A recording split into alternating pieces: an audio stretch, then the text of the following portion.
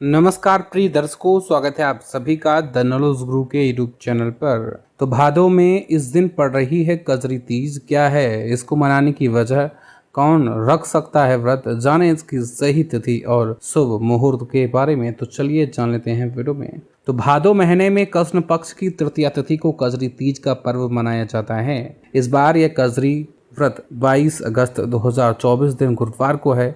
इस दिन सुहागिन महिलाएं अपने अखंड सौभाग्य और पति की लंबी आयु के लिए व्रत करती हैं। साथ ही 16 श्रृंगार करके गौरी शंकर की पूजा करती हैं। कजरी तीज का व्रत करवा चौथ की भांति निर्जला व्रत के साथ रखा जाता है और शाम को चंद्रमा को अर्घ देने के बाद व्रत खोल लिया जाता है। अब सवाल है कि आखिर इस साल 2024 में कजरी तीज कब है? तो क्या है इस त्यौहार को मनाने का कारण, कौन रख सकता है व्रत, कजरी तीज व्रत का क्या है शुभ मुहूर्त?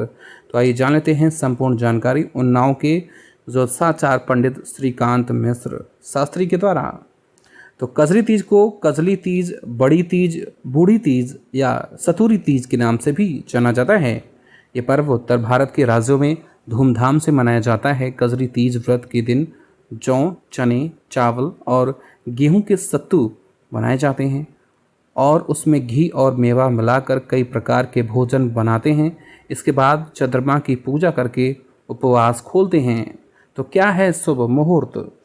ज्योतिषाचार्य के मुताबिक कृष्ण पक्ष की तृतीया तिथि 21 अगस्त को शाम 5:15 से शुरू होगी और ये अगले दिन दोपहर 1:46 तक रहने वाली है।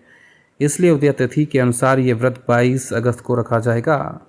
इस दिन पूजा के लिए शुभ मुहूर्त सुबह 5:50 से सुबह 7:30 के बीच रहेगा।